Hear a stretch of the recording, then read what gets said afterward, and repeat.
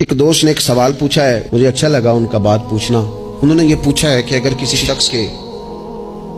والدین دنیا سے چلے جائیں اور جانے کے بعد اسے احساس ہو کہ مجھ سے بڑی غلطیاں ہو گئیں، اسے احساس ہو کہ بڑی کوتاہیاں ہو گئیں، بڑی جگہوں پہ میں بھول گیا۔ بہت سارے لوگوں کو پچھتاوا ہوتا ہے کہ یار بڑی چیزیں تھی جو ہم کر سکتے تھے پر ہم سے نہیں ہو سکیں۔ انہوں نے پوچھا جی کوئی اب بھی کوئی اس کا حل ہے؟ تو میں نے کہا ہے نا، ہم رسول رحمت کے ماننے والے ہیں صلی اللہ تعالی علیہ وسلم۔ نبی پاک صلی اللہ تعالی علیہ وسلم نے ارشاد فرمایا، الترغیب بالترہیب میں حدیث موجود ہے، حضرت انس بن مالک رضی اللہ تعالیٰ عنہ حدیث کے راوی ہیں۔ اللہ کے پیارے حبیب علیہ الصلوۃ والسلام نے فرمایا، جس بندے کے والدین یا دونوں میں سے کوئی ایک انتقال کر جائے اور وہ معاذ اللہ ان کا نافرمان ہو، تو فرمایا پھر ان کے لیے دعا کرتا رہے، استغفار کرتا رہے، کرتا رہے، کرتا رہے، کرتا رہے، امید ہے اللہ اسے نیکوکاروں میں لکھ دے گا، وہ فرما برداروں میں آ جائے گا۔ شرط یہ ہے کہ وہ ان کے لیے استغفار کرے، دعائے مغفرت کرے، اب ان کے لیے وہ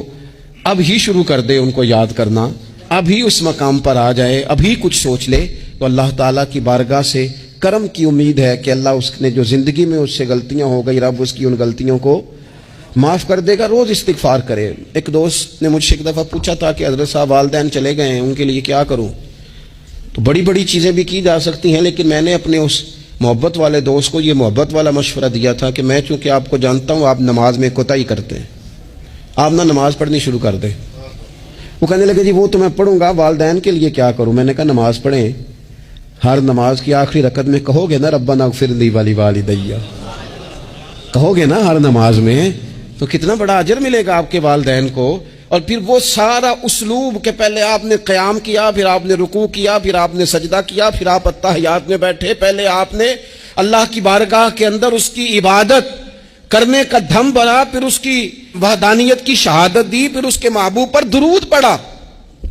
اتنے سارے کام کر کے اب آپ نے آخر میں کہا ربنا اغفر لی